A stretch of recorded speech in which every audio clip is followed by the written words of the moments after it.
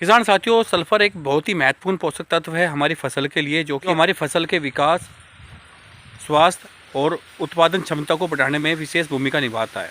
Sulphur की कमी हमारी उत्पादकता में कमी तो ला ही सकती है। किसान साथियों, हमारी फसलों में सल्फर की कमी से बहुत सारे रोग आ सकते हैं और हमारे उत्पादन में गिरावट आ सकती है। साथ में हमारी जो फसल की गुणवत्ता है उसमें गिरावट आ सकती है, वृद्धि रुक सकती है और हमारी जो फसल है उसकी जो प्रतिरोधक क्षमता होती है उसमें गिरावट आ सकती है। किसान साथियों, कृषि के लिए सल्फर बहुत ही आवश्यक है क्योंकि यह नाइट्रोजन के अवशोषण के लिए काम करता है और जो प्रोटीन बनने की प्रक्रिया के लिए आवश्यक है। किसान साथियों, सल्फर का प्रयोग हमारी फसल के क्लोरोफिल निर्माण, तेल उत्पादन और रोग प्रतिरोधक क्षमता बढ़ाने में बड़ा योगदान है और ये हमारी फसल को ठंड से और सूखेपन से बचाता है। इससे हमारे पौधे बायोटिक और एबायोटिक स्ट्रेस का सामना बेहतर तरीके से कर सकते हैं। सल्फर के बारे में किसान भाइयों को यह जानना बहुत ही आवश्यक है क्योंकि उनको अपनी फसल में सल्फर का उपयोग कब, कितना और कितनी मात्रा में करना चाहिए, जिससे कि किसान भाई अधिक से अधिक लाभ ले सके। तो किसान साथियों, वीडियो बहुत ही शानदार होने वाली है। जानकारी से भरी वीडियो लेकर आया हूँ कि सल्फर का प्रयोग हमें अपनी फसल में कब और कितनी मात्रा में करना चाहिए और उसके क्या लाभ है वो हम उठा सकते हैं। तो किसान साथियों, वीडियो को लाइक कीजिए, शेयर कीजिए दूसरे किसान साथियों के साथ और वीडियो को स्किप बिल्कुल मत कीजिए क्योंकि बहुत ही शानदार वीडियो लेकर आया हूँ आपके लिए जानकारी से भरी। तो किसान साथियों, शुरुआत करते हैं। किसान भाइयों, स्वागत करता हूँ आपका आपके अपने यूट्यूब चैनल में खेती पर चर्चा। मैं हूँ अमदीप तोमर। तो किसान साथियों, शुरुआत करते हैं। बाज़ार में कई प्रकार के सल्फ़र आते हैं जिनमें बेटानाइट सल्फ़र है जो सबसे बढ़िया बताया जाता है। यह सल्फ़र फसल के लिए काफ़ी उपयोगी होता है। बेटानाइट सल्फ़र में 90% तक सल्फ़र की मात्रा बताई जाती है जो फसलों के लिए काफ़ी फ़ायदेमंद और प्रभावी होता है। इसका सही उपयोग न केवल फसल की उपज को बढ़ाता है बल्कि यह फसलों को कई प्रकार की बीमारियों से भी सुरक्षित रखता है। सल्फ़र पौधों के लिए सीधे अवशोषण योग्य नहीं होता है, इसके लिए इसे सल्फेट आयन में परिवर्तित करना पड़ता है। पौधों की जड़ें सल्फर को सल्फेट के रूप में ही ले सकती है और इसे सल्फेट में बदलने का कार्य मिट्टी में मौजूद सूक्ष्म जीवाणु करते हैं। सूक्ष्म जीवाणु मिट्टी की नमी और तापमान के अनुकूल परिस्थितियों में सक्रिय होते हैं जिससे सल्फेट का परिवर्तन संभव होता है। इस प्रकार बेटानाइट सल्फर का प्रयोग बुआई के समय किया जाना चाहिए। सबसे उपयुक्त माना जाता है क्योंकि इस समय नमी और अन्य पोषक तत्वों की उपलब्धता अधिक होती है। इससे सल्फर धीरे धीरे सल्फेट में बदलता है और पौधों की जड़ों तक आसानी से पहुंचता है जिससे पौधों की इसकी आपूर्ति लंबे समय तक बनी रहती है। किसान साथियों, और आज की वीडियो में हम सल्फर के उन मुख्य घटकों के बारे में चर्चा करेंगे किसान भाइयों जिनका असल में महत्वपूर्ण योगदान होता है। आज हम जानेंगे कि यह कौन कौन से घटक है जिनकी मदद से हम सल्फर के द्वारा अपनी फसल के उत्पादन और गुणवत्ता को अधिक से अधिक बढ़ा सकते हैं। और इन सभी बातों का विस्तार से जानने के लिए किसान साथियों आगे वीडियो में देखते हैं और जैसे मैंने बताया वीडियो में बहुत ही शानदार जानकारी मिलेगी किसान साथियों सल्फर के बारे में। तो वीडियो को स्किप नहीं करना है, पूरी वीडियो देखनी है, तभी हम पूरी जानकारी ले पाएंगे। सल्फर की भूमिका के बारे में बात करते हैं। किसान साथियों, प्रोटीन और नाइट्रोजन अवशोषण में सल्फर की महत्वपूर्ण भूमिका रहती है। सल्फर नाइट्रोजन के अवशोषण में सहायता करता है जो प्रोटीन निर्माण की प्रक्रिया का एक महत्वपूर्ण घटक है। प्रोटीन न केवल पौधों की वृद्धि के लिए आवश्यक है बल्कि यह उनकी संरचना को भी मजबूत करता है जिससे पौधे स्वस्थ और रोग प्रतिरोधी बनते हैं। सल्फर इस क्लोरोफिल निर्माण में भी महत्वपूर्ण भूमिका निभाता है। किसान साथियों, क्लोरोफिल एक ऐसा रसायन है जिसके कारण पौधों में प्रकाश संश्लेषण की प्रक्रिया का बढ़ावा मिलता है। क्लोरोफिल का निर्माण सल्फर के कारण ही होता है जो पौधों को स्वस्थ रखना और उनकी उपज को बढ़ाने में अत्यंत आवश्यक है। तिलहनी फसलों के लिए तो यह बहुत ही आवश्यक पोषक तत्व है क्योंकि सल्फर फसल के बीजों में तेल की मात्रा को बढ़ाने में महत्वपूर्ण योगदान देता है।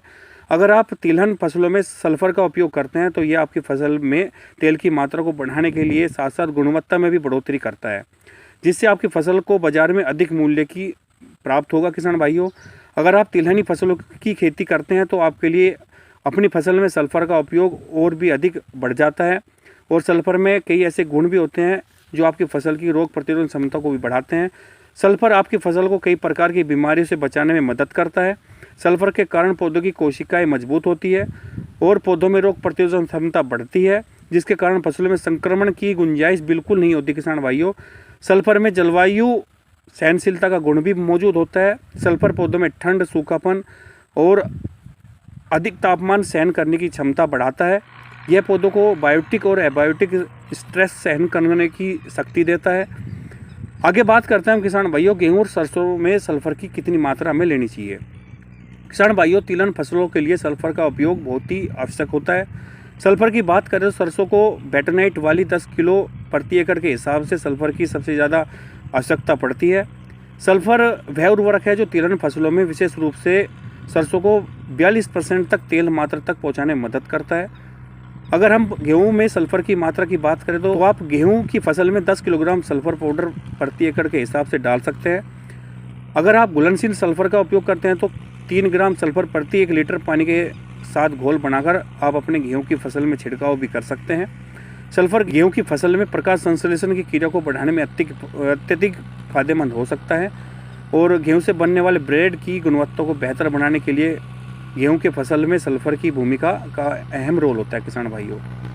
अब किसान भाइयों, सल्फर का रूपांतरण की बात करते हैं। किसान भाइयों, पौधे सल्फर को सीधे अवशोषित नहीं कर पाते, उन्हें इसे सल्फेट के रूप में ग्रहण करना होता है। यह रूपांतरित मिट्टी में मौजूद सूक्ष्म जीवाणु द्वारा किया जाता है जो सल्फर को सल्फेट के रूप में बदलते हैं। यदि मिट्टी में पर्याप्त नमी और सूक्ष्म जीवाणु हो तो सल्फर को आसानी से सल्फेट में परिवर्तित कर देते हैं और पौधों की जड़ों द्वारा अवशोषित हो जाता है। इसलिए बेटानाइट सल्फर का प्रयोग बुआई के समय करने से यह सुनिश्चित होता है कि पौधे को सल्फर की निरंतर आपूर्ति मिलती रहेगी, जिससे उनके स्वास्थ्य और विकास में सुधार होगा। सल्फर रूपांतरण में 2 सूक्ष्मजीवी प्रक्रियाएं शामिल है जो सल्फर को विभिन्न रूपों में परिवर्तित करती है। किसान भाइयों, बात करते हैं बेटानाइट सल्फर का उपयोग। बेटानाइट सल्फर में 90% सल्फर होता है और इसे बेटानाइट क्ले के साथ मिश्रण किया होता है और जिससे इसका घुलनशीलता धीरे धीरे होती है। यह सल्फर का रूप पौधों के लिए अधिक उपयोगी है क्योंकि यह लंबे समय तक मिट्टी में सक्रिय रहता है। जब बेटानाइट सल्फर बुआई के समय दिया जाता है तो यह मिट्टी की गहराई में जाता है और सूक्ष्म जीवों की सहायता से धीरे धीरे सल्फेट में बदलता है।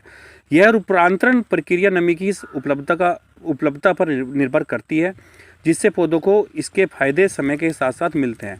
बेटानाइट सल्फर को खड़ी फसल में देने की तुलना में बुआई के समय देना अधिक लाभकारी होता है। खड़ी फसल में सल्फर देने पर यह पौधों की जड़ों तक ठीक से नहीं पहुंच पाता और सतह पर ही रह जाता है, जिसके कारण का लाभ सीमित हो जाता है। इसलिए बुआई के समय इसे देना सबसे प्रभावी होता है क्योंकि उस समय मिट्टी में पर्याप्त नमी होती है और सल्फर जड़ों के पास जाकर सक्रिय हो सकता है। यदि किसी कारणवश आपने बुआई के समय सल्फर नहीं दिया तो इसकी मात्रा पहली सिंचाई के समय आप डाल सकते हैं। इस स्थिति में भी इसे गहराई सिंचाई के साथ देना चाहिए ताकि यह जड़ों तक पहुंच सके और पौधों को इसका लाभ मिल सके। अब किसान भाइयों, बात करते हैं यदि पौधों में हम सल्फर नहीं डालते तो इसमें क्या कमी आती है पौधों में और क्या लक्षण दिखाई देते हैं। किसान भाइयों, जब भी हम बढ़ते पौधे में सल्फर की मात्रा आवश्यक स्तर से कम हो जाती है तो पौधे पर सल्फर की कमी के दृश्य लक्षण दिखाई देने लगते हैं। ऐसे लक्षणों का दिखना एक गंभीर स्थिति का संकेत देता है क्योंकि ऐसे लक्षण दिखाई देने पर फसल का जो उत्पादन होता है उसमें कमी आती है। सल्फर की कमी के लक्षण कई मायनों में नाइट्रोजन के लक्षण से मिलते जुलते हैं, यानी पत्तियां हल्के पीले या हल्के रंग की हो जाती है। नाइट्रोजन के विपरीत सल्फर की कमी के लक्षण सबसे पहले छोटी पत्तियों पर दिखाई देते हैं और नाइट्रोजन के इस्तेमाल के बाद भी बने रहते हैं।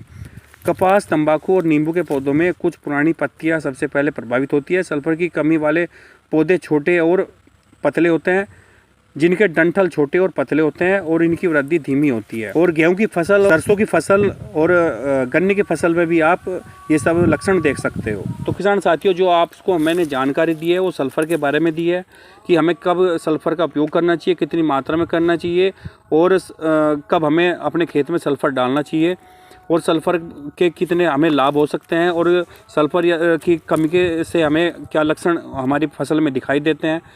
तो किसान साथियों, अगर वीडियो अच्छी लगी है तो लाइक कीजिए, शेयर कीजिए और दूसरे किसान भाइयों के साथ वीडियो को शेयर कीजिए। और मेरी अगर जानकारी से भरी वीडियो आप देखना चाहते हैं, सुनना चाहते हैं किसान भाइयों, तो चैनल को सब्सक्राइब